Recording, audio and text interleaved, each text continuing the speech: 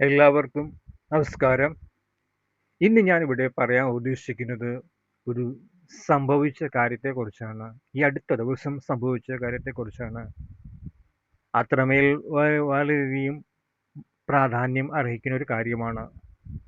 ഈശ്വര ചൈതന്യം ഈ പ്രപഞ്ചത്തിൽ നിറഞ്ഞു നിൽക്കുന്നു എന്ന് അറിയുവാൻ സാധിക്കുന്ന ഒരു കാര്യത്തെക്കുറിച്ചാണ് ഞാൻ പറയാൻ ഉദ്ദേശിക്കുന്നത്.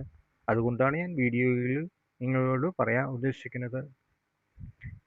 വേറൊന്നുമല്ല, നമ്മുടെ ചേർത്തല താലൂക്കിൽ കിഴക്ക് വശത്തായിട്ട്, ചേർത്തല ടൗണിൽ നിന്ന് 3.5 കിലോമീറ്റർ കിഴക്ക് വശത്തായിട്ട് ഗ്രാമപ്രദേശം ശാസ്താങ്കൽ എന്ന ഒരു മനോഹരമായ ഒരു ഗ്രാമപ്രദേശമുണ്ട്. അവിടെ കാരുണ്യസ്വരൂപനും വിളിച്ചാൽ വിളിപ്പുറത്തെത്തുന്ന ധർമ്മശാസ്താവായ കോടകാട്ട് ശ്രീധർമ്മശാസ്താവിൻ്റെ ഒരു ക്ഷേത്രം, പുരാതനമായ ഒരു ക്ഷേത്രം അവിടെ സ്ഥിതി ചെയ്യുന്നു.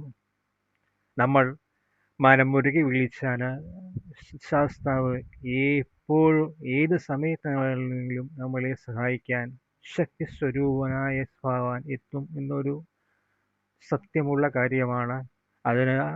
അതാണ് ഞാൻ വീഡിയോയിൽ പറയാൻ ഉദ്ദേശിക്കുന്നത്. ഈ കഴിഞ്ഞ 24-ാം തീയതി, ഏപ്രിൽ 24-ാം തീയതി സംഭവിച്ച കാര്യമാണ്. ഭഗവാന്റെ തിരുവുത്സവം നടക്കുന്ന സമയമാണ്. വിഷു തൊട്ട് 10 ദിവസം നീളുന്ന ഒരു ഉത്സവമാണ് ഭഗവാൻ. അന്നേ ദിവസം 24-ാം തീയതി ആറാട്ട് ദിവസം സംഭവിച്ച ഒരു കാര്യത്തെക്കുറിച്ച് ഞാൻ നിങ്ങളുമായിട്ട് പങ്കുവയ്ക്കുകയാണ്. വേറൊന്നുമല്ല, ഭഗവാന്റെ ഭക്തിയായ ഒരു അമ്മയ്ക്ക് സംഭവിച്ച കാര്യമാണ്. അന്നേ ദിവസം വൈകുന്നേരം 7 മണി ആയപ്പോൾ എല്ലാ ജോലികളൊക്കെ കഴിഞ്ഞ് അമ്മ ശാസ്താവിനെ തൊഴുവാൻ വേണ്ടി വഴിയിലൂടെ നടന്നു വരികയായിരുന്നു. ആ സമയത്ത് 7 മണി, അവിടെ ആരുമില്ല, ആ പരിസരത്ത് ആരുമില്ല. എല്ലാവരും അമ്പലത്തിൽ പോയി തൊഴാൻ പോയിരിക്കുകയാണ്. അപ്പോൾ ഈ അമ്മ നടന്നു വരുന്ന സമയത്ത് ഉഗ്രവിഷമുള്ള മൂർഖൻ പാമ്പ് അവരുടെ ആക്രമിക്കാനായിട്ട് വരുന്നു. അവരൊന്നും ഓടിപ്പോവാനോ സാധിച്ചില്ല. അവരുടെ പറ്റ തന്നെയായി പാമ്പ് പട്ടി വിടർത്തി അവർക്ക് ചുറ്റുമായി നിന്നു. അവർക്ക് ഒരു രക്ഷയുമില്ല, ആരുമില്ല. എങ്ങനെ പറയും? എല്ലാവരും അമ്പലത്തിൽ പോയിരിക്കുകയല്ലേ. ആ സമയം അവർ മനമുരുകി ശാസ്താവിനെ വിളിച്ചു. സ്വാമി ശരണമയ്യപ്പ, സ്കോടകാട്ടയ്യനീ ശരണമയ്യപ്പ, അങ്ങനെ ഒരു ഉച്ചത്തിൽ വിളിച്ച് കുറെ സമയം കഴിഞ്ഞപ്പോൾ ആ ഉള്ള വിഷപ്പാമ്പ് പറ്റി താഴ്ത്തി അടുത്തുള്ള കാട്ടിലേക്ക് കയറിപ്പോയി എന്നാണ് അറിയാൻ സാധിച്ചത്.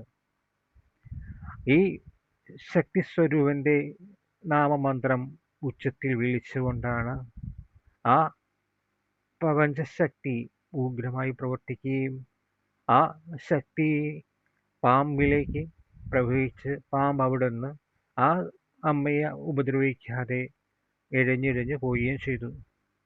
ഇത് നിങ്ങൾ മനസ്സിലാക്കേണ്ട കാര്യമാണ്. എല്ലാവരും മനസ്സിലാക്കേണ്ട കാര്യമാണ്. ഈ പ്രപഞ്ചത്തിൽ ഈശ്വര ചൈതന്യം നിലനിൽക്കുന്നു എന്നൊരു നിഷ്ഠമായ ഉദാഹരണമാണ് ഇതിലൂടെ നമുക്ക് മനസ്സിലാക്കാൻ സാധിക്കുന്നത്.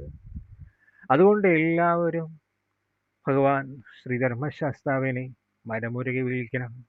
ശാസ്താവ് ഏത് ഘട്ടത്തിൽ നമ്മളെ സഹായിക്കാൻ എത്തും.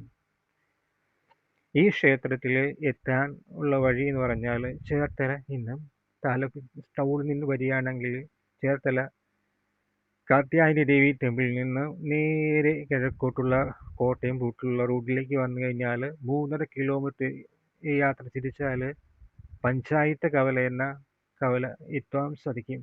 അവിടെ ആരോടും ചോദിച്ചാലും അവിടെ അറിയാൻ പറ്റും ശാസ്താക്ഷേത്രം, കോട്ടക്കാട്ട് ശ്രീധർമ്മ ശാസ്താക്ഷേത്രം എവിടെയാണെന്ന് പറഞ്ഞാൽ അവർ പറഞ്ഞു തരും. അവിടെ വന്ന് നിങ്ങൾ ഒരു നിമിഷം ഒന്ന് തൊഴണം. ഏത് ഇവിടെയായാലും എത്ര ധൃതി ജോലിയുള്ളവരായാലും ശരി, എപ്പോഴെങ്കിലും വന്ന് തൊഴാൻ സാധിക്കണം ആ പുണ്യ ക്ഷേത്രത്തിൽ. ശക്തി സ്വരൂപനായ ശ്രീധർമ്മശാസ്താ ക്ഷേത്രത്തിൽ ഒരു നേരെങ്കിലും വന്ന് നിങ്ങൾ തൊഴാം. അത്രയ്ക്ക് മഹത്തമായ ഒരു ക്ഷേത്രമാണ് ശ്രീധർമ്മശാസ്താ ക്ഷേത്രം, കോതകാട്ട് ശ്രീധർമ്മശാസ്താ ക്ഷേത്രം. അപ്പോൾ ഇവിടെയുള്ള പ്രധാനപ്പെട്ട വഴിപാടെന്ന് വെച്ചാൽ ശാസ്താപ്രീതിയാണ് ഭഗവാൻ ഏറ്റവും ഇഷ്ടമുള്ള വഴിപാട്. അതുകൂടാതെ എള്ളുകിഴി, എള്ളു പായസം, ഇരിച്ചുപിരിഞ്ഞു പായസം എന്നിവയും ശാസ്താവിന് ഏറ്റവും പ്രിയപ്പെട്ടതാണ്. നമ്മൾ മനമുരുകി വിളിച്ചാൽ മതി. കൂടാതെ നമുക്ക് എന്താണോ കയ്യിലുള്ളത് അത് ഭഗവാൻ സമർപ്പിച്ചാലും മതി. ഇത്രയും ചെയ്തു കഴിഞ്ഞാൽ ഭഗവാൻ നമ്മുടെ കൂടെ ഉണ്ടാകും എന്ന് സത്യമുള്ള കാര്യമാണ്. അപ്പോൾ നിങ്ങൾ എവിടെയായാലും ശരി, നമ്മുടെ ശബരിമല ശാസ്താ ക്ഷേത്രത്തിൽ പോകുമ്പോൾ നിങ്ങൾക്ക് സമയം കിട്ടുമ്പോൾ ഈ പുണ്യക്ഷേത്രത്തിൽ വന്ന് ദർശനം നടത്തണം. അത്ര ശക്തിമത്തായ ഒരു ക്ഷേത്രമാണ് കോതകാട്ട് ശ്രീധർമ്മശാസ്താ ക്ഷേത്രം. ഒരു നേരെങ്കിലും വന്ന് നിങ്ങൾ കാണിക്കയെങ്കിലും അർപ്പിച്ച് ഭഗവാനെ മനമൊരുക്കി വിളിച്ച് തൊഴുക. നിങ്ങൾക്ക് എല്ലാവിധ സംരക്ഷണവും ഭഗവാൻ നൽകും. കൂടാതെ ഉപദേവതയായി തുല്യ പ്രാധാന്യത്തോടെ ഉപദേവതയായി ദുർഗാദേവിയും പ്രതിഷ്ഠയോടെ ആ ദേവിയെയും നമ്മൾ മനമുരുകി വിളിച്ചാൽ ഏതാപഘട്ടത്തിലും നമ്മളെ സഹായിക്കാനെത്തും. ആ ദേവിക്ക് കടും പായസം, പാൽപ്പായസം ഒക്കെ ഏറ്റവും പ്രധാനപ്പെട്ട വഴിപാടാണ്. നിങ്ങൾ നിങ്ങളുടെ യഥാശക്തി നിങ്ങൾക്ക് ആ ദേവതയ്ക്ക് സമർപ്പിക്കുക.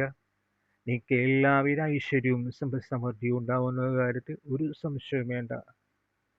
ഈ ക്ഷേത്ര സന്നിധിയിൽ നിങ്ങൾ വന്ന് തൊഴണം. ഒരിക്കലെങ്കിലും വന്ന് നിങ്ങൾ തൊഴണം.